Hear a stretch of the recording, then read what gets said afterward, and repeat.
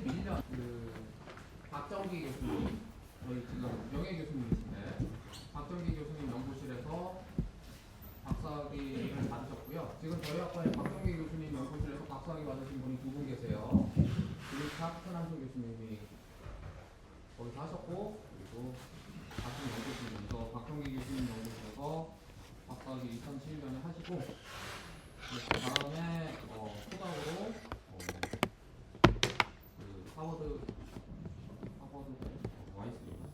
하버드에서 후닥하신 다음에 2014년부터 18년까지 성균관대에서 교수님 하시다가 2018년부터 고려대에서 지금 교수 생활하고 계십니다.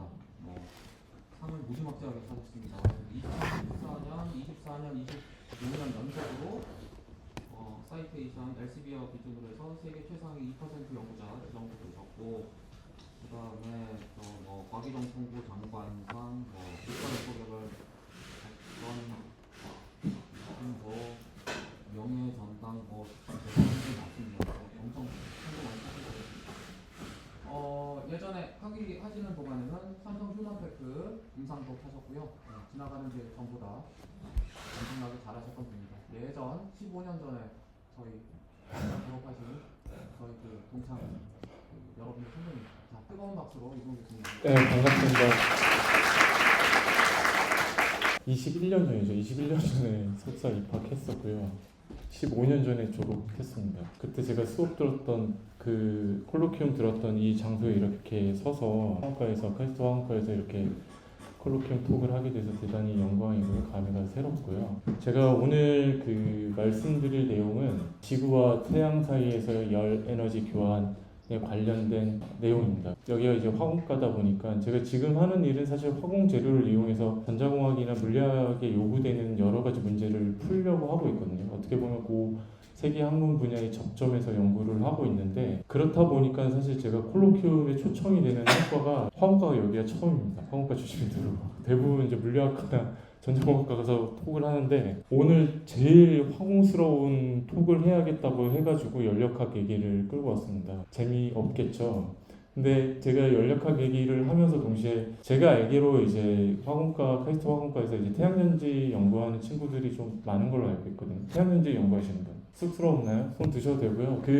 태양전지나 복사냉각 연구하시는 분 혹시 없나요? 예, 그러고 조금 느낌이 별로 안 좋네요, 오늘 톡이. 그거에 대해서 얘기를 드리려고 합니다. 진짜 앞서 말씀드린 것처럼 저는 DNA나 플루이드나 고분자 이런 것들 화공 재료를 이용을 해서 광학 재료 그리고 광학 에너지 재료를 만들려고 노력을 하는 사람이고요. 그래서 DNA 오리가미를 이용해서 김시윤 교수님이 너무 잘하시는 포토닉 크리스탈이라든가 플라즈모닉 크리스탈이라든가 그 다음에 저희가 격자 그레이팅 같은 걸 만들어서, 요즘에 아마 저커버그가 오라이언 같은 AR, VR 글래스 쓰고 나오는 걸 보실 거예요. 실제 저희가 메타 리얼리티 랩하고 지금 연구를 같이 하고 있고, 여기에 들어가는 회절 격자들 이런 것들을 만드는 연구를 하고 있고, 또 하나 저희가 하는 것 중에 하나가 기후 변화를 광학적으로 어떤 기후 변화에 따른 여러 문제를 과학적으로 풀 수 있는 답을 좀 드리려고 노력을 하고 있습니다. 그래서 2021년에 MIT 케미스트리 아담 릴리아드라는 교수님이 어떤 이론 페이퍼를 냈냐면요.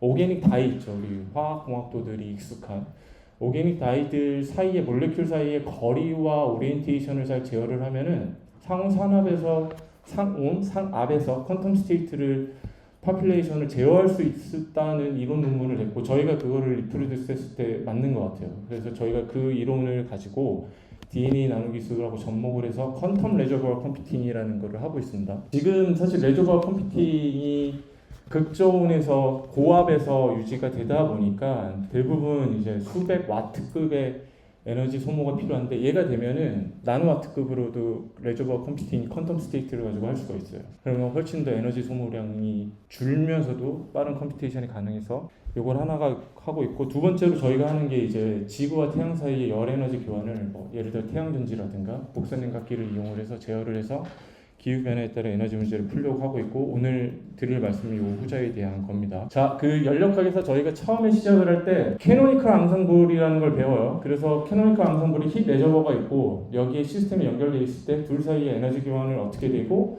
거기에서 나오는 열을 얼마간 유즈풀한 워크로 바꿀 수 있는지 뭐 이거에 대해서 배우죠. 자세히 그 연력학 교과서에 나오는 거를 자세히 지금 현 상황에 대입을 해보면 딱 맞습니다. 예를 들어서 태양은 6000K죠. 여러분 아시는 것처럼. 지구 300K고요. 아우터 스페이스 우주가 3K입니다. 그러면 각각의 레저버와 사이에 온도 차이가 있다는 거는 열을 주고 받는 거고요. 지금 지구 온난화가 일어나는 건 이 밸런스가 브레이킹 됐기 때문인데 중요한 거는 저희가 뭐 태양전지라든가 복사능각기를 두게 되면은 그런 레저버에 시스템을 도입을 해서 들어오는 열을 얼마만의 워크로 바꿀 수 있다. 이게 그대로 성립을 한다는 뜻입니다. 그래서 연력학 특히 매크로스코픽한 관점에서 연력학을 다루는 책들에 나오는 다이어그램입니다. 그래서 여기 하이 템퍼레처 레저버가 있고 힛 엔진을 넣고 로우 템퍼레처 레저버가 있으면 하이 템퍼레처 레저버에서 이제 열이 오죠. 여기서 얼마간을 워크로 바꿔줄 겁니다. 나머지는 보낼 거고요. 들어오는 QH를 100%로 워크로 바꿔주게 되면 열 변환 그 전환율이 100%니까 100% 효율을 달성을 할 수가 있는데 여러분들이 이제 교과서에서 어떻게 배우시냐면 QL이 연력학 제2법칙에 따라서 반드시 존재할 수밖에 없기 때문에 엔트로피가 나가야 돼서 100% 효율은 달성할 수 없다 이렇게 배우십니다. 아주 직관적으로 이렇게 이해할 수가 있어요. 엔트로피가 태양에서 오는 엔트로피 S는 QH 오버 TH죠. 그리고 나가는 거는 QL 오버 TA일 거예요. 그러면은 분모가 당연히 하이 템퍼레처에서 오는 게 압도적으로 크죠. 6000이니까. 지구로 나가는 건 300이고 그러니까 당연히 엔트로피가 이쪽이 오른쪽이 훨씬 더 크게 됩니다. 따라서 우리가 하이 템퍼레처 레저버에서 오는 열을 반드시 100%로 활용을 못하고 일부 내보낼 수밖에 없고 그래서 효율이 100%를 달성할 수 없다. 이런 결론에 도달하게 됩니다. 요 아까 마주했던 캐노니컬 앙상블에 대입을 해보면 두 가지 옵션이 있을 수 있어요. 하나가 태양에서 오는 열을 유즈풀 워크로 바꿔줄 수 있는 뭐 태양전지에만 국한되는 건 아니고요. 포토일렉트로케미컬 셀도 하시죠 여러분. 여기 아마 있을 겁니다.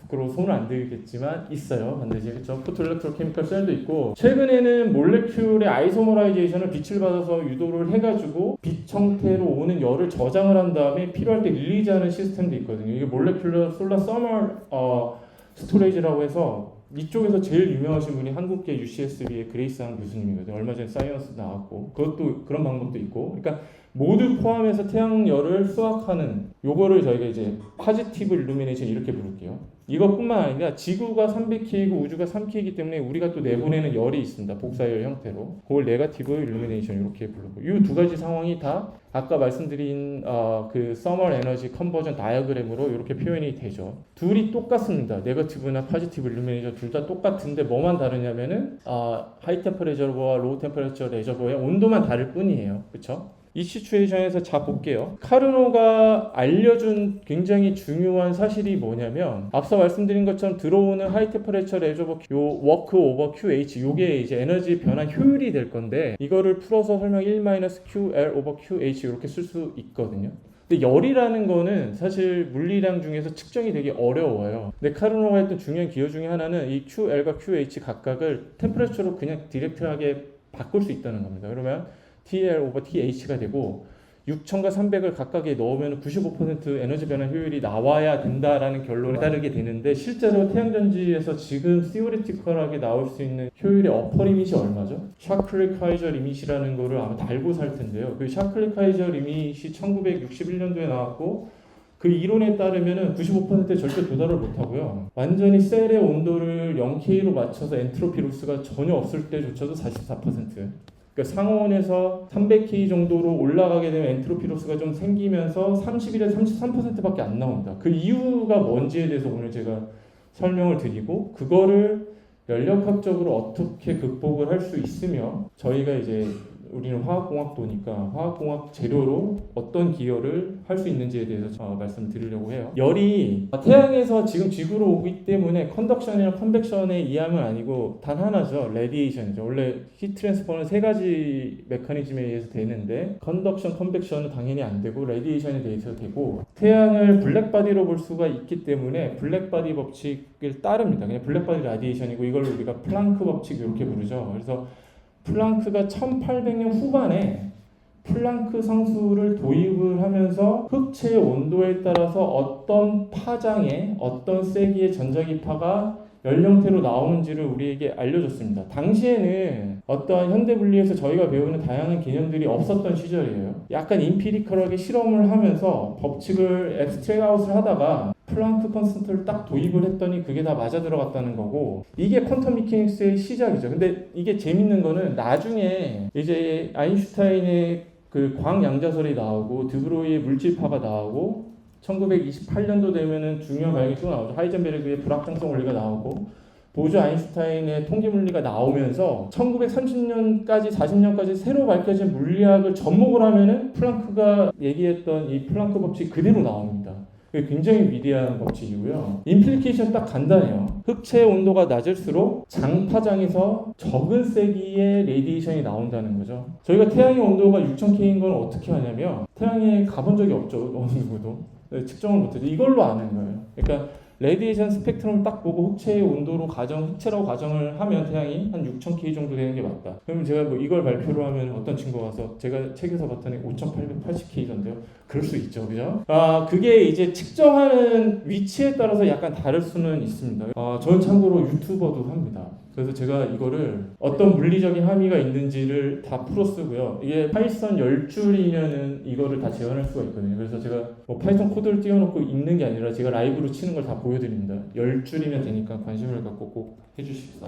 그러면 태양 에어 2H를 이렇게 복사에 의해서 들어오는 열로 바꿔주면 돼요. 앞서 보여드렸던 플랑크 법칙 그대로 식을 가져오면 되고요. 여기다가 실제로 들어오는 거는 파이를 곱해줘야 됩니다. 왜냐하면 해가 떠서 방구를 그린 다음에 지기 때문에 파이를 곱해줘야 돼요. 들어와서 이제 솔라셀이라는 힛 엔진, 카론 엔진을 두고서 밴드갭 이상에 들어오는 파장을 다 흡수한다고 가정을 하고 걔가 전자와 전공을 모두 만들어낸다고 가정을 하면 여기서 워크를 우리가 추출할 수가 있죠. 그래서 요거와 요거의 비율을 따져보면은 연력학 제1법칙에 의해서 에너지 변화 효율이 얼마나 되는지 우리가 계산을 쉽게 할 수가 있습니다. 제가 이제 태양전지를 약간 소자물리 관점에서 공부를 하는 사람 입장에서 태양전지 지난 반세기 동안 이제 여러 페이퍼들이 나왔는데 가장 중요한 페이퍼 하나를 꼽으라고 하면 저는 이거를 꼽습니다. 샤클리와 카이저가 태양전지가 낼 수 있는 최대 효율. 근데 이거는 태양전지에만 국한된 건 아니고요. 빛을 받아서 케미컬 리액션을 할 수 있는 포토케미컬 리액션 한계 효율에 다 해당이 되는 굉장히 위대한 이론이고요. 태양전지 하는 분들이 페이퍼 쓰는 거 보면 SQ 리밋이라는 게 있죠. 항상 들어가요.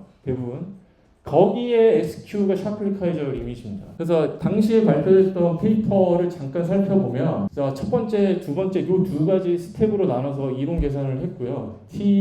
C의 온도를 0도로 두고 이제 밴드갭 이상에서는 100% 흡수를 하고 태양전지와 태양을 블랙바디로 놓고 계산을 하면 앞서 보여드렸던 플랑크 법칙에 의해서 레디에이션에서 들어오는 열 에너지 대비해서 밴드갭 이상, 여기 밴드갭입니다. 태양전지가 이제 반도체니까 밴드갭 이상은 다 흡수를 한다고 가정을 하고 계산을 하면은 태양전지 온도가 0도일 때 한 44%, 밴드갭이 한 1.12 일렉트론 볼트에 44% 정도 나와야 된다는 얘기를 해요. 이게 그러면은 카르노는 95% 돼야 된다고 했는데 이거 계산했을 때 왜 44% 나올까요? 태양광 스펙트럼이 6000K 정도 갖는 블랙바디라고 가정을 하고 그러면 스펙트럼이 나올 수 있는 게 300 파장 기준으로 300나노미터 후반부터 한 2.5 마이크로미터 정도 되거든요. 근데 1.12 일렉트론 볼트가 파장 기준으로 어디냐면 한 1100나노미터, 900나노미터 요 정도예요. 그러니까 그거 이하 파장은 다 흡수하는데 나머지는 다 버리는 겁니다. 그래서 태양 스펙트럼이 NIR 파장 이하는 한 48%, 그 이상은 한 52%거든요. 태양 스펙트럼이. 이런 겁니다. 이거 역시 제가 이제 코드로 짜면서 코드 이거 한 15줄이면 계산할 수 있거든요. 근데 이제 이 가정의 이제 문제는 뭐냐면 솔라셀을 우리 플래닛 위에서 이제 오퍼레이션을 하면 앰비언트 템퍼레처이고 셀 온도가 절대 0도가 아니죠. 그러면 이 온도가 올라감에 따라서 당연히 셀이 온도를 갖기 때문에 엔트로피 손실이 있을 거고 이걸 어떻게 계산을 할까? 0도가 셀이 0도가 아니기 때문에 여기서 이제 배워야 될 것 중에 하나가 뭐냐면 고전적으로 연력학 체계, 지금도 아마 여러분들 학부생, 뭐 대학원생들도 다 마찬가지예요. 연력학을 배울 때 매크로스코픽하게 이제 엔트로피 S는 Q 오버 T 이렇게 배우고요. 이거를 이제 볼츠만 팩터와 볼츠만 디스트리뷰션을 유도를 하기 위해서 마이크로스코픽하게 배울 때는 어떻게 배웁니까? 엔트로피 S 이퀄 볼츠만 컨스턴트 KB 내추럴 로그에 컨피규레이션 오메가를 더하죠. 이게 문제가 뭐냐면 이게 1980년대까지도 열 전달이 어떻게 되냐 상관없이 이렇게만 보면 된다라고 사람들이 생각을 했었어요. 근데 1982년대 이후로, 그러니까 굉장히 최근이죠, 사람들이 어떤 합의를 하게 되냐면 컨덕션과 컨벡션 같은 경우에는 엔트로피 S가 Q 오버 T로 보면 된다라고 하는데, 라디에이션 같은 경우에는 엔트로피가 거기에 팩터 오브 4 오버 3, 여기 3분의 4가 더 더해져야 된다고 합의를 하게 됩니다. 이게 왜 그러냐면 라디에이션은 뭐 스캐터도 되고 어떤 방향성 측면에서 디스오더도 될 여지가 훨씬 더 많거든요. 그리고 이게 놀랍게도 간단한 적분으로 라디에이션을 여러분들이 어떻게 배우냐면 스테판 볼츠만 법칙에 의해서 라디에이션 내용은 Q hit이 시그마 T의 4승이라고 배우거든요. 이거를 그냥 인테그레이션 해보게 되면 엔트로피가 반드시 3분의 4여야 돼요. 그러니까 팩터 오브 3분의 4가 더 붙어야 된다는 게 이때 밝혀집니다. 그러니까 힛이 선에서 올 때는 라디에이션은 오는데 힛 엔진은 지구 위에 올려져 있잖아요. 그래서 지구에서 로우 템퍼레처 레저버인, 그러니까 뭐 솔라셀이든 PEC든 모스트 시스템이건 지구 위에 올려진 게 열을 받아서 워크로 바꾼 다음에 나머지 열 QL을 지구 땅으로 보낼 때 컨덕션의 컨벡션에 의해서 되거든요. 그러니까 여기와 여기의 엔트로피 요소가 다릅니다. 그래서 그거를 따져보면 반드시 엔트로피가 추가적으로 생성이 돼야 된다. 그래서 그거를 맞춰서 식을 그냥 하나하나씩 드라이빙을 해보는 거예요. 그러니까 1법칙은 똑같아요. 들어오는 거는 워크와 나가는 거, 여기에 셀의 온도를 갖고 있기 때문에 컨덕션으로, 예를 들어 솔라셀이 태양광을 맞으면 솔라셀 패널로 열이 퍼져야 되잖아요. 그거. 그리고 이제 엔트로피에 대한 이 법칙이 앞에 이제 3분의 4가 붙고요. 셀이 이제 온도가 더 이상 0도가 아니기 때문에 추가적인 엔트로피가 생성이 돼야 됩니다. 그러니까 이거를 이제 고려를 하나하나씩 해보게 되면 비가역성이 나오게 되고, 다 식 보면 싫죠. 그래서 식을 자세히는 얘기 안 할게요. 쭉 간단한 알제브라로 이제 해보면 아까 thermal efficiency를 구했던 그 카르노 이퀘이션이 조금 바뀌게 됩니다. 어떻게 바뀌게 되냐면 여기 뒤에 텀은 똑같아요. TA over TC로 똑같고, 뭐가 바뀌게 되면 앞에 TC over TS 4승이 여기 더 붙거든요. 이게 무슨 얘기냐면 예를 들어서 하이 템퍼레처버에서 열이 와가지고 원래 셀이 TC가 셀의 온도가 0도가 아니잖아요. 이거를 어떻게 분리해서 보냐면 여전히 0도인 카르노 엔진과 그 옆에 붙어있는 서멀 업저버 에미터를 따로 이렇게 둬서 보는 거예요. 그래서 얘가 열적인 평형 상태에 이루게 되고, 그 평형 상태에 이루게 된 어디셔널 에미터가 열을 주고 여기서 카르노 엔진이 워크로 바꾼 다음에 나머지 대보되는 이런 형태로 바꿉니다. 그래서 식을 보게 되면 이 식은 그대로 카르노 엔진의 식하고 똑같죠. 그러니까 되게 심플해집니다. 여기는 0K 그대로 들어가게 되고, 앞에는 스테판 볼츠만 법칙에 의해서 시그마 T의 4승 오고 받아서 다시 내보내고 열적 평형 상태에 있는 어디셔널 에미터가 있게 되고, 그래서 여기 보면 TA는 300K로 똑같고 TS는 6000K로 똑같은 상태에서 TC의 온도만 바꿔주게 되면은 요게 하나는 올라가게 되고 TC가 올라갈수록 하나는 내려가게 돼서 중간에 접점이 생겨요. 최대 효율이 예타가 한 85.4% 나오는, 그러니까 TC의 온도가 2550K일 때 2550K 정도 되는 어디셔널 에미터를 솔라셀 위에 올려놓게 되면은 효율이 저렇게 올라간다는 거죠. 이 얘기를 하면은 제가 요거 이런 연력학 강의를 이제 물리학회나 태양전지학회나 광학회에서 이제 1시간 반짜리 튜토리얼 톡을 하거든요. 그러면 제가 만든 질문이 이제 저렇게 높은 온도의 에미터를 어디서 구하냐고 저한테 이제 물어보거든요. 저희 포항에 가면 되게 많아요. 포항제철소에 가면 샘물이 저 정도거든요, 온도가. 그러니까 샘물이 나오면 그거에서 나오는 열을 그냥 다 웨이스팅 하는 건데 그거 그냥 쓰면 돼요. 실제로 서머 폴토볼테이크스라는 분야가 있습니다. 지금 이제 전 세계적으로 레이스가 붙어서 특히 MIT 기계공학과의 강첸 뭐 이런 교수님들이 굉장히 유명하신데 계속 이제 효율을 갱신해서 네이처에 나오거든요. 일반 이제 폴토볼테이크스는 솔라에서 오는 에너지 그대로 받아서 이제 워크로 만드는 거고, 이렇게 서멀 포토볼테이크스는 중간에 에미터를 두는 거예요. 에미터를 둬서 한 2550 정도 샘물 위에 솔라셀 위에 올려두면 됩니다.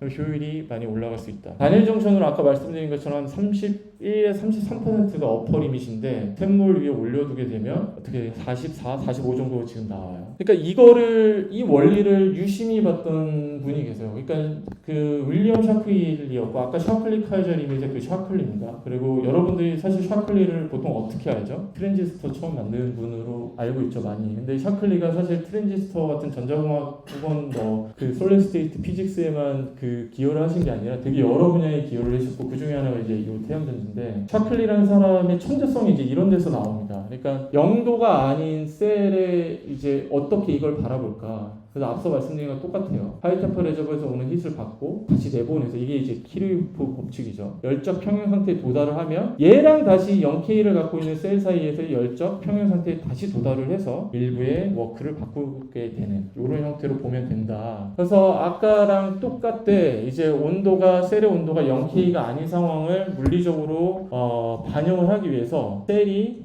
주변을 둘러싸고 있는 레저, 그러니까 에미터에서 열을 받고 얘가 다시 내보내면서 평형 상태에 도달하니까 온도가 0K가 아님에 의해서 파생되는 엔트로피를 어떻게 보면 되냐고 이제 알려준 거냐면, 흡수만 하는 게 아니라 일부 다시 에미션을 해야 된다. 이것만 반영을 하면은 우리가 온도가 0도가 아닌 솔라셀을 연력학적으로 해석할 수 있다. 이게 이제 샤클리라는 사람의 천재성이죠. 그래서 똑같은데 밴드갭 이상만 인테그레이션을 셀이 갖는 열이 얼마인지 할 때 반영만 해주면 되는 거예요. 그리고 반도체니까 밸런스 밴드, 컨덕션 밴드가 있고 밴드갭만큼이 나눠져 있고 요만큼이 그 열이, 그러니까 태양에서 오는 열이 갖는 포텐셜 H 누가 되고, 여기에 온도가 올라가면 생기는 엔트로피 로스 마이너스 TS를 해주면 되는 거고. 그래서 밸런스 이퀘이션을 다시 세워보면 들어오는 거는 플랑크 법칙으로 똑같고요. 이때 캐리어가 생성되는 게, 아까는 이제 밴드갭 이상 에너지만 100% 흡수로 해서 캐리어를 만들 수 있다 이렇게 해석을 했는데, 이제는 셀 윗면과 아랫면으로 내보내는 것까지 추가로 감안을 해야 되는 거고, 이때 그런 캐리어 파퓰레이션이 어떻게 되냐, 0도일 때는 홀하고 일렉트론이 이렇게 파인하게 밴드 안에 있지만 온도가 이제 0도가 아니잖아요. 그러면 여러분들이 온도가 존재할 때 포텐셜이 어떻게 바뀌냐고 배우냐면 볼츠만 디스트리뷰션 이렇게 배우거든요. 익스포넨셜 함수로, 그러니까 밸런스 밴드에 일렉트론이 딱 가둬져 있는 게 아니라 밴드를 벗어나기 시작합니다. 열 에너지를 받아서. 그게 이제 볼츠만 디스트리뷰션을 갖게 된다 이렇게 배워요. 그래서 그거를 반영을 하게 되면 커런트가, 이게 볼츠만 팩터이죠. 에너지 오버 KBT의 여기 지수함수에 요거를 딱 승을 해주게 되면 열 에너지가 갖고 있는 포텐셜이 딱 반영이 되게 되고, 커런트가 나오는 게 아까처럼 스텝 펑션이 아니라 이렇게 지수함수를 갖기 시작한다. 그래서 솔라셀을 만들어서 측정을 해서 여러분들이 논문을 쓸 때 이제 IV 커브를 보고를 하죠. 볼테이지를 외부에서 걸어줌에 따라서 커런트가 나오는데 요런 곡선을 따르죠. 태양전지 하시는 분들은. 이게 정확하게 지수함수인 이유가 이 볼츠만 팩터, 볼츠만 디스트리뷰션에서 오는 거예요. 자, 제가 이거를 이제 튜토리얼을 많이 할 때 이제 제가 가장 많이 듣는 질문이, 그럼 SQ 리밋으로 이론 해석을 하면 실제 솔라셀하고 잘 맞나요? 잘 맞아요. 대단히 잘 맞습니다. 그래서 물론 저희 연구실 같은 경우에는 그 페로브스카이트랑 갈륨 아세나이드랑 실리콘 솔라셀에만 접목을 해봤는데 계산한 거와 측정한 게 트렌드 거의 일치하죠. 갈륨 아세나이드 셀도 마찬가지고요. 마찬가지로 이 샤클리 카이저 리밋은 파이썬 20줄이면 해볼 수 있거든요. 그래서 제가 라이브로 코드를 짜니까 한번 유튜브 가서 보시면 될 것 같습니다. 그래서 파란색 곡선이 0도일 때, 그리고 이게 300K일 때는 이렇게 효율이 떨어진다. 그러니까 온도가 올라가면 안 됩니다. 그래서 그 솔라셀 연구하는 친구 연구실에 가서 솔라 시뮬레이터 아래에서 두고서 솔라셀을 두고서 이제 효율 측정하는 걸 혹시 기회가 되면 가서 보세요. 대부분 연구실에서 어떻게 측정하냐면 옆에 선풍기로 바람을 쐬어주면서 측정하거든요. 왜 그러면 온도 올라가지 말라고. 원래 그렇게 하면 안 되죠. 근데 대부분 그렇게 합니다. 그 이유가 이제 여기 있는 거고, 이거는 300K에서 효율이 떨어지는 건 뭐다? 이제 뭘로 아신가요?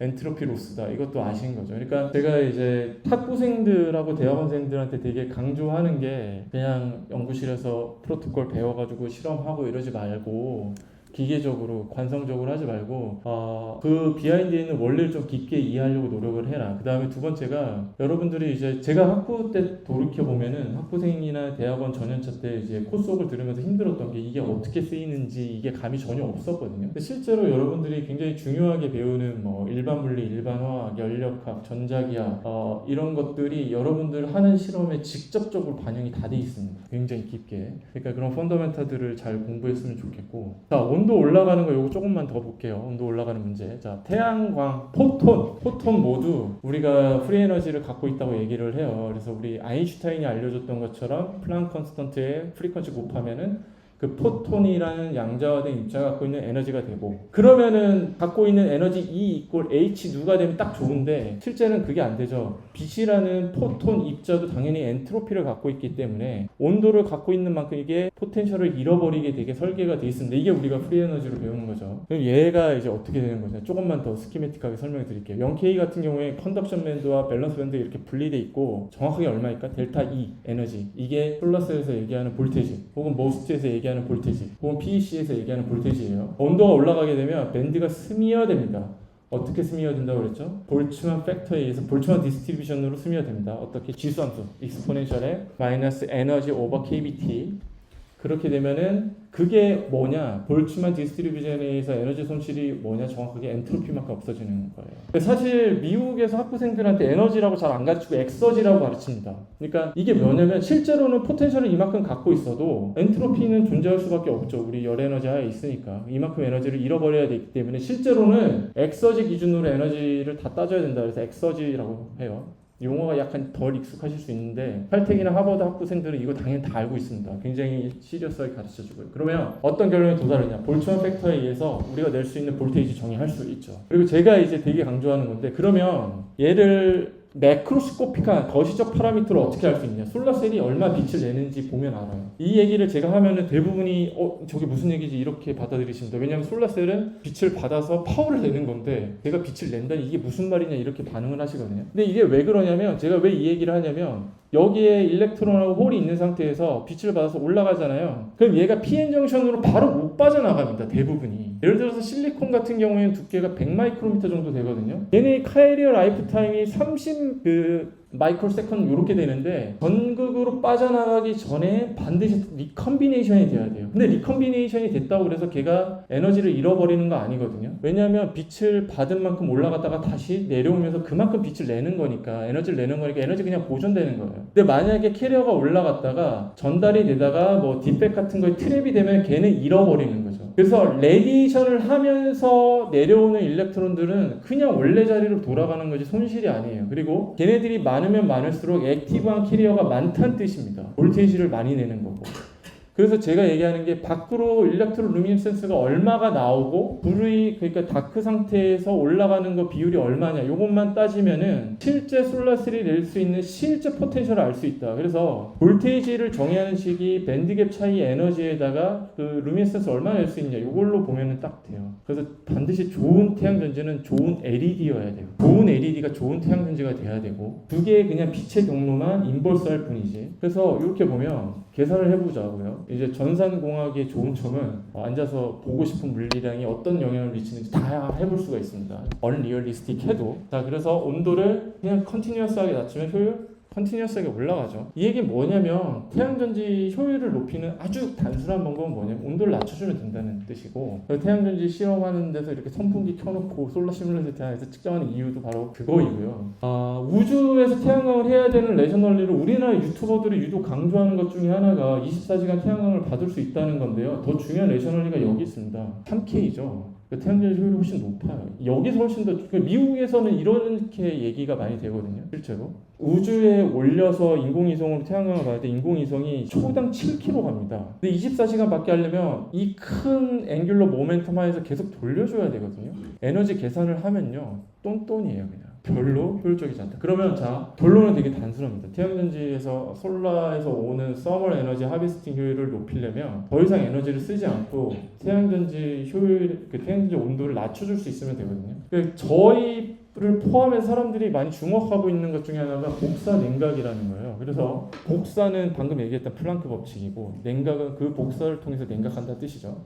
이게 지금 4에서 7도에서 아침에 찍은 건데요. 얼음이 얼면 안 되는 온도인데 얼음이 얼어있죠. 이게 무슨 얘기냐면, 여기 4에서 7도 셀시어스 디그리지만 복사 냉각을 식물이 표면에서 해가지고 표면의 온도는 이거보다 0도 이하로 낮췄다는 뜻입니다. 별도의 에너지 소모 없이 이렇게 할 수가 수가 있어요, 식물들이. 이게 가능한 이유가 뭐냐면 대부분 유기물들과 옥사이드를 포함한 세라믹 물질들에서 분자들이 바이브레이션을 하면 이걸 저희가 톤이 아니라 논이라고 부릅니다. 그러니까 얘가 미케니컬한 어떤 원자든 분자든 나노 입자든 구성하고 있는 빌딩 블록들이 기계적으로 떨리면, 그러면 기계적으로 떨리면 어떻게 되죠? 전자가 한쪽으로 쏠리고 쌍극자가 형성이 되고, 쌍극자가 떨리면 여러분들이 맥스웰 이퀘이션에서 첫 번째 이퀘이션을 어떻게 배웠냐면 새로운 전자기파를 낸다고 배웠거든요. 다이버전스 E 이꼴 로 차지 오버 일렉트릭 퍼미티비티니까 로우의 차지가 플러스다 그러면 일렉트릭 필드가 이렇게 솟아오르는 거예요. 그러니까 제가 이거를 전자기학 강의를 할 때 어떻게 설명을 하냐면 제주의 오름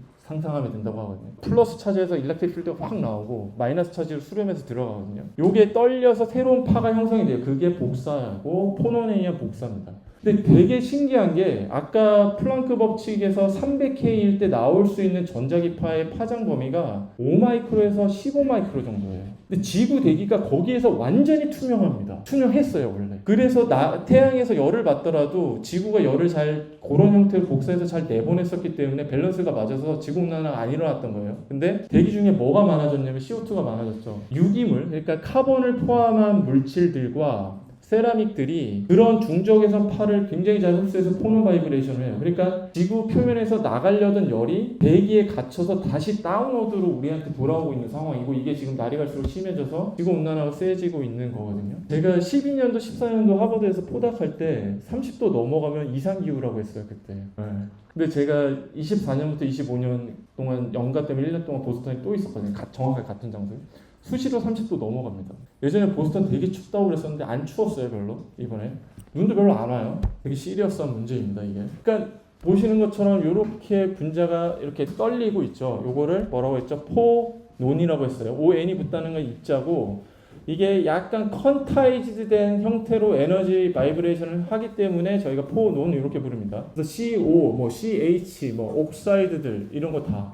그러니까 지구상의 지표면에 이미 있는 것들이에요. 그러니까 얘네들이 잘 포논 바이브레이션에 의해서 저런 중적외선의 전자기파를 잘 흡수를 하고, 흡수하면은 에너지 보존에 의해서 흡수한 만큼 잘 내보내야 되는데 우연히 아니죠. 뭐 어떻게 보면은 그게 그 신이 그렇게 만들었겠죠. 무신론자입니다 참고로. 신이 그렇게 만들어서 중적외선을 잘 내보냈었는데 그게 지금 안 된다. 그러니까 보면 그래서 요 미드 IR 대역에 한 5마이크로미터 파장부터 한 15마이크로 파장까지 다 흡수합니다 유기물. 반대로 여러분들 뭐 고분자나 유기물 합성하고 연구하는 친구들은 연구실에 FTIR 있죠. 분광하려고. 그 이유기도 해요. FTIR을 쓰는. 이게 이제 이 원리를 잘 이용을 했고 식물들이 이걸 잘합니다. 대체로. 그러면은 이게 되게 재밌는 거죠. 에너지를 쓰지 않고 그냥 쿨링을 할 수 있다는 거고, 쿨링하는 파워가요. 한 50mW 요 정도거든요. 50mW 정도로 쿨링을 하려면 여러분들이 한 30평 아파트 에어컨을 10시간 이상 돌려야 돼요. 근데 그 정도 쿨링 파워를 그냥 하는 겁니다. 이미 고대 때부터 이 원리를 잘 써왔어요. 그래서 요즘에 안타깝게 이제 전쟁이 나고 있는 데에서 있는 건데요. 예전에 어떻게 했었냐면 큰 장벽을 세우고 여기 앞에 우물을 만든 다음에 복사냉각 원리를 이용해서 물을 얼렸습니다 실제로. 그러고 나서 저장고에 넣어서 얼음을 보관했어요. 이게 고대에 이미 했었던 겁니다. 굉장히 센 파워이기 때문에 쿨링 파워가 50mW면 굉장히 센 거예요. 잘했고요. 근데 이전까지 이 연구가 60년 70년대 이미 다 끝났고, 어떤 물질이 복사냉각을 잘하는지도 이미 다 끝났었어요. 근데 이게 한동안 연구가 안 됐었고 간접적으로만 이용을 했었습니다. 밤 시간대. 왜 그랬냐면 태양광이 얼마죠? 세기가? 1000W죠. 네. 그러니까 태양광이 있는 하에서는 복사냉각 아무리 해봐야 온도 안 올라가는 거예요. 그래서 사람들이 어떻게 생각을 했냐면 쟤는 밤에 잘 쓰면 돼. 그리고 실제로 스탠퍼드에는 물을 냉각을 해가지고 캠퍼스 전체에 쿨링을 할 때 저 복사냉각 원리를 했어요 실제로. 2010년 넘어들면서 사람들의 이런 선입견이 깨지기 시작을 합니다. 사하라 사막의 개미를 잘 봤더니 사하라 사막의 지표면 온도가 한낮에 얼마 정도 올라갈까요? 뭐 시험 보는 거 아니니까 편하게 80도까지 올라가거든요. 근데 개미가 잘 살아요. 굉장히 하이라키컬한 어떤 이런 구조를 갖고 있는데 브로드밴드하게 태양광 전체를 잘 반사를 합니다. 그러니까 1000W 들어오는 거 다 반사하니까. 그리고 쟤네들은 유기물로 구성이 돼 있고 복사냉각 잘하는 거예요. 그래서 사하라 사막의 지표면 온도가 60에서 80도까지도 올라감에도 불구하고 쟤네들이 잘 살 수 있는 이유가 이거였더라. 그래서 사람들이 되게 잔인하게 이렇게 잡아다가 SM 넣고 이게 그러면 안 되는데 그죠? 우리 인류애적으로. 근데 어떤 것도 했냐면 이 표면에 헤어리한 구조를 싹 벗겨내가지고서 반사를 막 찍어봤어요. 그랬더니 헤어리한 구조가 없으면은 반사를 못해요.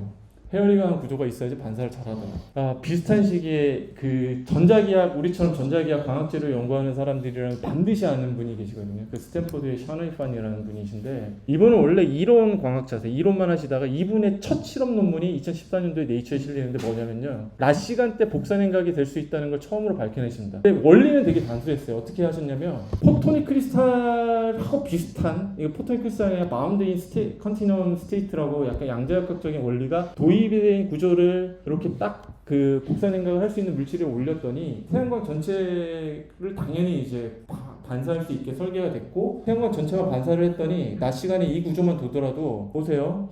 여기 한 12.5도인데 여기 17.5도죠. 5도를 그냥 낮췄어요. 대낮에 여러분 집에서 되게 덥다고 느끼셔서 한 26도, 28도? 덥다고 해서 22도, 23도 낮추기 위해서 에어컨 빵빵하게 틀어야 돼요. 에어컨 없이 그냥 저 정도 온도가 낮아지는 거예요. 사람들이 이걸 보고서 너무나 깜짝 놀랐고, 많이 이때 당시가 이제 사람들이 광학하는 사람들이 전부 막 나노옵틱스에 열광을 해가지고 나노구조 어떻게 잘 만들고 막 공진효과 어떻게 잘, 이것만 집중하다가 맞아, 빛은 전자기파였어, 복사라는 게 있었어, 이거를 다시 일깨우면서 그동안 이제 광학하는 사람들이 저거 어디다 써 이런 공격을 되게 많이 받았는데 이렇게 유용할 수가, 이렇게 생각을 했던 거예요. 당시에 요분이 이제 샤너이판 교수님이고 스탠퍼드 전자과 옥상에서 이렇게 대놓고 실험을 했고요. 이 구조는 CVD 같은 증착으로 만들다 보니까 웨이퍼 스케일의 이런 형태가 됐었습니다. 근데 제가 그 논문을 보고 이제 제가 또 고대 학부에서 연력학 가르치고 이렇게 제가 얼마나 좋아했겠어요. 저는 그리고 샤넬판 교수님하고 개인적으로 아는 사이고 제가 또 이 논문을 너무 좋아했는데, 제가 당시에 어떤 생각을 했었냐면 저게 실제로 유용하게 쓰이려면 이런 형태가 돼야 된다고 생각을 했어요. 빌딩 인티그레이트 되고 건물 옥상 외벽에 다 바를 수 있는 형태, 페인트 형태가 돼야 된다고 생각을 했거든요. 그러면서 사실 색을 낼 수 있어야 된다 이런 생각을 했고, 여기 계신 김신우 교수님께서 너무 잘하시는 콜로이드를 이용하면 되지 않나라는 생각을 했어요. 이건 저희 연구실에서 발표했던 콜로이드 방결정인데, 얘를 잘 디자인하면 태양광을 전체적으로 스펙트럼을 반사할 수 있게 디자인도 가능하고, 필요하면 반 사이에서 색을 낼 수 있고, 그러니까 태양광을 안 먹고 색을 낼 수가 있죠. 저희 말고도 비슷한 시기에 색을 도입을 해서 복사냉각기 효율을 높이려는 시도들은 있었어요. 왜냐하면 기본적으로 태양광 전체를 잘 반사를 해야지 복사냉각이 잘 되기 때문에 대체로 허연색이었습니다. 발표가 됐던 것들이. 그 색을 낼 때 다이 같은 걸 섞었어요. 태양광을 흡수하는 거거든요. 일부 흡수해서 색을 내고 복사냉각 효율의 손실을 보더라도 저렇게 하자, 뭐 이런 식으로 했었는데, 제가 볼 때 되게 이상하게 보였어요. 반사로 색을 낼 수 있는데. 그래서 얘를 이제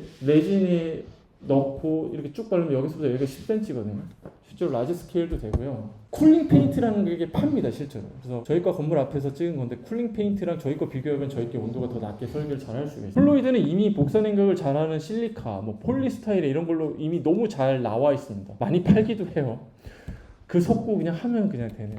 그래서 얘가 왜 이렇게 잘 할 수 있냐, 약간 이제 아카데믹한 얘기할게요. 제가 왼쪽에서 제가 구면파를 런칭을 했고, 여기 콜로이드 알 하나 있게 이렇게 두면 이렇게 다이폴을 형성을 하고, 맥스웰 이퀘이션 첫 번째 이퀘이션에 의해서 얘가 산란을 하죠. 파티클 두 개를 더 놓을게요. 산란돼서 나오는 빛들끼리 간섭을 하죠. 얘를 어레이로 두면 어떻게 되죠? 왼쪽에서 구면파로 형성했던 모멘텀이 평면파 형태로 바뀝니다. 이거를 저희가 뭐라고 부르냐면 블로우 웨이브 이렇게 부르고요. 이 블로우 웨이브가 서로 컨스트럭티브하게 간섭을 하면은 소위 광결정에서 색을 내는 원리인 반사가 되는 겁니다. 반사에서 색을 내는 건데, 이게 뒤에 좀 재밌게 쓰일 거거든요. 요거 잘 딱 킵해 두시고요. 잘 보세요. 왜냐면 2022년도까지는 리니어, 빛이 갖고 있는 리니어 모멘텀만 블로우 웨이브가 나온다고 사람들이 믿었었거든요. 근데 저희가 22년도에 앵귤러 모멘텀도 가능하다는 거를 최초로 밝혀냈거든요. 뒤에 설명드릴게요. 그래서 콜로이드 결정을 이렇게 두면 이미 복사냉각은 잘하기 때문에, 잘하면서 동시에 색을 내고,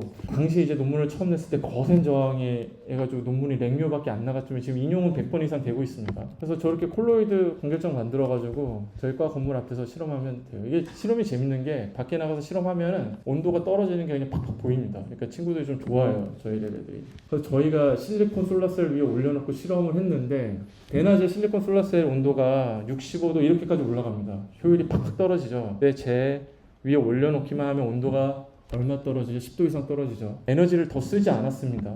그냥 둔 거예요. 이걸 조금 더 어드밴스된 형태로 저희가 해보려고 했고요. 투명 태양전지를 만들었습니다. 저희가 19년도에 현대자동차한테 어떤 이제 미션을 받았냐면, 투명한 태양전지를 갖고 싶대요. 썬루프에 올리고 싶어서. 투명한데 색깔을 내지 말라고 하더라고요. 저는 그 얘기 처음에 듣고서 정말 이상하게 들렸습니다. 왜냐면 태양전지는 빛을 흡수해야 되잖아요. 빛을 흡수하면 색을 내죠. 근데 색을 내지 말라는 거예요. 그래서 이거를 어떻게 할까 되게 고민하다가 유니스트에 있는 서관영 교수님하고, 서관영 교수님이 이제 국내에서 실리콘 팹을 제일 잘하십니다. 유니스트에. 얘 구멍을 뚫는데 웨이브랭스 스케일보다 훨씬 더 구멍을 뚫으면 어떻게 되냐면 간섭이나 회절 없이 그냥 빛이 빠져나가는 되게 단순한 원리였어요. 그래서 그냥 실리콘 표면에 있고 빛을 보내게 되면 반사돼서 가는 빛과 들어오는 빛 사이에서의 보강 간섭을 하면 스탠딩 웨이브가 형성이 되고, 여기에 만약에 웨이브랭스 스케일 가시광대역과 비슷한 크기의 홀을 빵빵빵빵 뚫어놓게 되면 여러분 잘 아시는 것처럼 회절이 일어납니다. 그래서 이렇게 보면 일리스턴스 컬러가 생겨요. 현대차가 요구하는 게 아니기 때문에 어떻게 했냐면 그냥 100마이크로미터 홀을 그냥 뚫어버렸습니다. 네, 그러면 약간 뉴트럴 컬러를 띠죠. 이게 되게 무식한 아이디어였는데 사람들이 생각보다 반응이 나쁘지 않았습니다. 이거 처음에 사실 이 히스토리를 잠깐 말씀을 드리면 19년도에 이거를 발표를 하고 네이처 에디터가 여기 앉아 있었거든요. 네이처 에디터가 논문을 내라는 거예요, 자기한테. 그래서 논문을 서브미션을 했는데 하루 만에 에디터 넘어갔어요. 좋아하는데 리뷰 가면 사람들이 이게 뭐지 이런 반응입니다. 그냥 블라인드에 솔라셀 대고서 그냥 해도 되는 건데 왜 굳이 저런, 아무튼 거센 저항이 있었지만 어찌됐건 논문은 줄에 나갔고, 그래서 아까 말씀드린 콜로이드 복사 냉각을 넣으면 뉴트럴 컬러이기 때문에 반사하는 색에 맞춰서 색을 코딩할 수도 있고 동시에 이제 복사 냉각도 할 수 있어서, 재작년에 이제 낮에 이제 과 건물 앞에 가서 실험을 했는데 이게 복사 냉각 물질이 없을 때고요. 빨간색이 그냥 복사 냉각 물질만 달아줘도 온도가 그냥 떨어지죠. 효율은 그냥 당연히 올라갑니다. 온도 낮추면 좋은 것 같고 뭐 좋아요. 남아있는 문제가 저렇게 해도 44% 뭐 이상 못 가니까 뭐가 문제일까? 반도체이라서 밴드갭 이상의 에너지가 올라가게 되는데 딱 여기까지만 올려주면 괜찮거든요. 여기서 더 올리면은 무슨 문제가 생기냐면 톤온 바이브레이션에 의해서 이렇게 에너지를 잃어버립니다. 열 형태로. 이걸 저희 쪽에서 서멀라이제이션 로스 혹은 엔트로피 로스 이렇게 부르거든요. 근데 아까 말씀드린 것처럼 1.12 일렉트론 볼트가 옵티멀한 밴드갭이란 말이죠. 그게 이제 파장 기준으로 1000 나노미터. 태양광은 그 이하의 300나노 후반까지 이제 스펙트럼이 있다고 했잖아요. 이거 들어오면 저런 열로 내보내는 에너지가 상당히 큰 거예요. 그래서 저희 쪽에 이제 칼텍의 해리에르터랑 그 아몰프의 폴만이라는 분이 이거를 싹 정리를 했어요. 그래서 얘를 해결을 이렇게 하면 돼 이러고 제시를 해서 네이처 머티리얼 내셨어요. 이거 그냥 가상도입니다. 들어오는 태양광을 빨주노초 파노프 다 분리하는 거예요. 네, 분리하고 요게 매칭이 되는 밴드갭을 갖는 솔라셀을 다 두면 서멀라이제이션 로스 없앨 수 있지 않냐, 뭐 맞는 얘기죠. 그래서 얘를 그냥 포뮬레이션 해주면 아까 블랙바디 리밋에 인풋인 그 스테판 볼츠만 법칙에 의해서 요 텀만 딱 곱해주게 되면 해보는 겁니다. 그러니까 싱글 정션만 딱 다뤄놓을 때랑 정션을 더해서 밴드갭의 수를 늘려보게 되면 최대 67.1%까지도 올릴 수 있는 거죠. 근데 이제 아까 폴만 교수님과 에더터 교수님이 제시했던 방법처럼 그럼 솔라셀이 여러 개가 필요해요. 그리고 그 여러 개 쪽으로 다른 파장의 빛을 다 보내줘야 돼요. 저는 이게 저게 뭐 네이처 머티리얼에 나갔지만 저는 되게 이상하게 생각이 됐어요. 그렇게 하면 너무 어렵고 이렇게 하지 말고 이렇게 해보자. 그래서 밴드갭이 높은 거, 낮은 거를 적층을 한 다음에 그 사이를 셀렉티브 저희가 스펙트럴 필터라고 부르는데, 예를 들어서 높은 에너지를 흡수를 먼저 하게 한 다음에 나머지는 내려보내는 거예요. 약간 반투명 거울을 두면 되지 않냐라는 겁니다. 이래야 되는 이유가 얘가 당연히 흡수를 하고서 또 에미션을 하기 때문에 하이 에너지가 밑으로 가면 안 돼요. 밑으로 가면 또 서멀라이제이션 로스가 생기는 거죠. 이렇게 적층만 잘 하면 되지 않을까 해서 이런 아이디어를 가지고 이제 제가 연구년 가 있을 때 그냥 이론 계산을 막 했더니 효율이 실제로 높아지고, 그럼 반투명 거울은 뭘로 하냐? 포토닉 크리스탈을 하면 돼요. 포토닉 크리스탈이 여러 가지 형태가 있는데 가장 완벽하게 모든 방향으로 반사할 수 있는 포토닉 크리스탈로 알려진 게 다이아몬드 레티스를 갖는 포토닉 크리스탈이고, 그 중에서도 요렇게 라드가 연결된 형태를 다이렉트 러드 포토닉 크리스탈이라고 부릅니다. 그래서 당시에 제가 한 19년도쯤에 얘는 이제 DNA 오리가미라는 걸로만 만들 수 있거든요. 그래서 요거를 시뮬레이션을 얻고서 이게 실제로 가장 넓은 밴드위스를 가지면서 모든 방향을 다 반사할 수 있는 포토닉 크리스탈이 될 수 있다고 이론 계산을 한 19년도 정도에 확신을 얻었어요. 그래서 저희 랩 친구를 불러서 너 이거 실험을 해라. 실험 성공하면 무조건 네이처 사이언스야. 내가 확신이 있어. 꼭 해볼래 이랬는데 걔가 저의 아이디어를 거절했습니다. 그리고 이제 걔가 이제 생각했던 거는 박사과정 동안에 못할 것 같았대요. 그래서 제가 이거를 할 수 있을 만한 친구를 제 독일의 LMU에 있는 친구한테 얘기를 했더니 그 친구가 이 아이디어를 되게 좋아해서 그 친구 랩에 있던 포닥을 저희 연구실에 보냈고요. 제가 이제 필요한 DNA 오리가미 디자인과 어셈블리 툴 그다음에 포트 밴드 계산 이런 거 다 알려줬거든요. 독일로 돌아가고 4년 만에 실험을 성공을 했습니다. 그 사이언스에 서브미션 했는데 석 달 만에 억셉이 됐고요. 어드밴스 머티리얼 이런 거보다 훨씬 더 쉽게 억셉이 됐어요. 리비전에 왔는데 리비전 리스폰스 보낼 때 3장 보냈습니다. 네. 그래서 제가 연구년 동안 실제 계산을 했습니다. 효율이 얼마 정도 나올까. 그래서 지금 어카이브에 올려져 있고요. 사람들이 그러면 무한히 많은 셀을 쌓아야 되는데 그게 가능하겠어? 저한테 이렇게 묻길래 제가 어떻게 했냐면 3에서 5 정도만 돼도 50% 넘어가는 거 계산 결과를 얻어가지고 실제 리포트를 했고, 제가 생각할 때 TMD를 가장 유망하게 보는 이유가 보통은 저렇게 셀을 적층을 할 때 3, 5 갈륨 아세나이드 셀을 적층을 하거든요. 그러면 레티스 미스매치 때문에 셀을 저렇게 여러 개를 적층을 못해요. 근데 TMD는 트랜스 프린팅으로 적층하고 플래그를 계속 적층하거든요. 그러니까 그거에 있어서 훨씬 더 디그리 오브 프리덤이 높습니다. 그리고 여러 가지 장점이 있어요. TMDC를 쓰면 좋습니다. 이제 남아있는 제가 한 5분 정도 남은 것 같은데 5분 동안 어떤 얘기를 드리려고 하냐면 멀티 정션을 해서 플러 스펙트럼도 풀리 이용할 수 있는 것도 알았어요. 남은 문제가 뭐냐면 엔트로피 로스거든요. 엔트로피 로스 텀을 그냥 지워보면 효율이 어느 정도 올라가냐면 93.3%로 나와요. 이건 뭐예요? 카르노가 생각했던 거에 거의 근접해서 가는 거죠. 1982년, 80년도네요. 이때쯤에 랜스버그라는 사람이 이렇게 하면은 93.3%가 나올 거야라고 굉장히 간단한 페이퍼를 내요. 근데 이건 말이 안 되는 거죠. 앞서 말씀드린 것처럼, 초반에 말씀드린 것처럼 연력학 제2법칙을 위배해야 되거든요. 엔트로피 없애야 되니까. 그러니까 이 논문이 되게 무시됐었습니다. 이때 당시에는. 왜냐면 너무 이상한 과정이잖아요. 그러면 키르프 법칙을 바이올레이션 해야 된다. 그러니까 보통은 저희가 어떻게 배우냐면 흡수를 하면은 흡수한 방향대로 그대로 내보내야 된다. 그래서 아까 샤클리가 온도가 있는 셀을 해석했던 방법이 그렇게 열적 평형 상태에 도달한 에미터를 하나 더 둔다 이렇게 봤잖아요. 이렇게 돼야 되는데 제가 된 아이디어는 온 거를 비가역적으로 다른 데 보내야 되거든요. 이거를 해야 되는데 어떻게 해야 되냐면 마그네틱 성질을 빛에 부여를 하게 되면 돼요. 그래서 보통 저희가 어떻게 배우냐면 로렌츠 포스를 전자니까 자석을 딱 대면 이렇게 돌죠. 야구 좋아하시나요? 커브볼처럼. 근데 반대 방향으로 하면은 이렇게 돌죠. 이건 무슨 얘기냐면 키르프 법칙, 빛의 가역성이 깨진다는 얘기예요. 자기적 성질을 부여하는. 근데 문제가 뭐냐면 대부분의 네이처에 있는 물질들은 빛의 자기장 성분에 반응 안 합니다. 그래서 여러분들 광학책 공부하면 전자기학임에도 불구하고 전기장 얘기만 하거든요. 광학책에 자기장 얘기 안 해요. 자기성이 없기 때문에. 자기장 반응을 하면 안 되겠죠. 빛 이렇게 오고 있는데 제가 그럼 빛에 끌려가야 되잖아요. 이런 일은 안 일어난다. 그러니까 억지로 이렇게 해주려면 빛의 그 물질의 카이럴리티를 부여를 해야 되고, 원래는 제가 어떤 생각을 했냐면 보통은 파티클, 엔타이 파티클 이렇게 있다고 배워요, 여러분들이. 근데 요거를 잘 분리할 수 있다는 이제 그 이론을 제시했던 사람이 있습니다. 이 바일이라는 사람이고 바일 포토닉 크리스탈이라고 부르는데 그 분자에서 많이 하고 있는 블락 폴리머 셀프 어셈블리할 수 있는 더블 자이로이드가 자이로이드 2개잖아요. 2개가 서로 반대 방향의 카이럴리티를 갖고 있습니다. 이 상태에서 시메트리를 깨주게 되면은 왼쪽으로 돌아가는 앵귤러 모멘텀을 갖고 있는 빛은 예를 들어서 왼쪽에서 오른쪽으로만 가고 반대 방향의 카이럴리티를 갖고 있는 빛은 그 반대 방향으로만 갑니다. 그러니까 가역성이 깨지는 게 나올 수가 있고, 그래서 제가 이 아이디어를 가지고 18년도에 그 연대 화공과의 류디올 교수님이라고 전 세계에서 가장 큰 블락 폴리머를 합성하시는 분이 계시고, 그분을 제가 막 꼬셔가지고 이거 하면 된다. 그래서 삼성 과제도 수주를 하고 했는데 블락 폴리머 자기 조립이 너무 어렵더라고요. 잘 안 돼요. 이게 이미지처럼. 그래서 지난 8년 동안 하면서 알게 된 거는 이게 왜 안 되는지만 정확하게 알게 됐고, 이게 잘 안 되다가 18년도부터 8년을 했는데 볼 때마다 좀 죄송하고, 그러다가 제가 18년도에 어떤 분을 만나요. 제가 17년도에 이제 파티클에서 일어나는 산란 현상을 독자적으로 해석할 수 있는 이론을 만들어서 학교에서 막 발표를 하고 있었는데, 당시에 일면식이 전혀 없었던 한 분이 이제 앞에서 듣고 계시다가 발표 끝나고 저한테 오시는 거예요.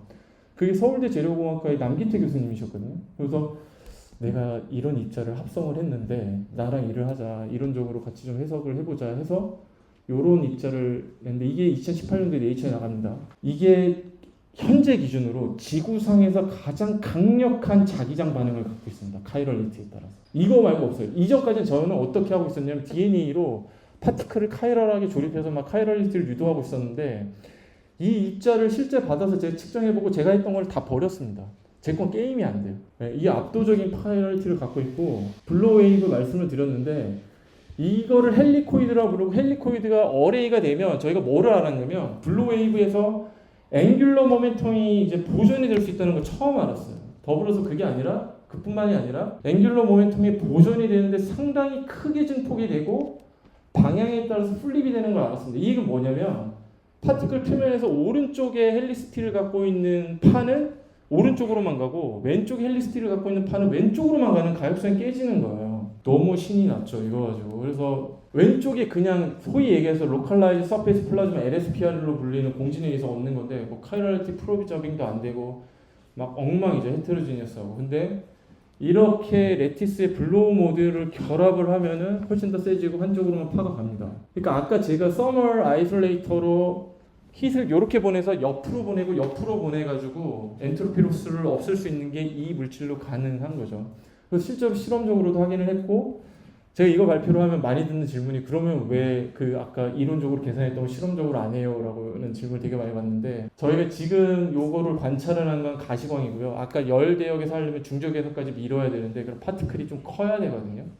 근데 지금은 한 150 나오는데 이러면 가시광에서만 워킹을 하고 파티클을 좀 크게 해야지 이제 미드 IR에서 워킹을 하는데 그게 쉽지는 않습니다. 지금 하고 있는데 남기태 교수님하고 그 DNA 오리가미 막 이런 걸 써가지고 그로스를 하고 있어요. 제가 이제 결론이 여기입니다. 제가 말씀드리고 싶은 건 지구 온난화 뭐 화공과에서 많이 어드레스 하려고 하죠. 근데 보통 이제 많이 얘기를 하는 게 촉매, CO2 포집, 솔라셀, 배터리 뭐 이런 쪽으로 많이 연구가 되는데요. 광학재료 혹은 전자기학에 관심을 가지시면 조금 더 근원적인 연력학적인 해결책을 내실 수가 있거든요. 그리고 제가 이제 연력학 수업을 하면서 이제 학생들한테 얘기하는 게 여러분들 몇 K죠? 여러분들도 블랙바디입니다. 의외로 310K, 우주는 3K죠. 왜 여러분들 지금 이렇게 보내고 있어요. 그래서 제가 학생들한테 하는 얘기가 하나하나 다 힛 엔진이다. 느껴야 된다. 이런 얘기를 하거든요. 그래서 여러분들이 이렇게 지금 여기는 열이 좀 있을 수 있는데 이렇게 팔에 이렇게 살 대면 약간 차가운 느낌 들지 않으신가요? 기숙사 가서 해보세요. 이렇게 핸드폰 있죠. 핸드폰에 이렇게 대면 유리에 손 이렇게 대보세요. 차갑죠. 목상행을 다 하고 있네요. 그거를 조금 더 잘할 수 있습니다.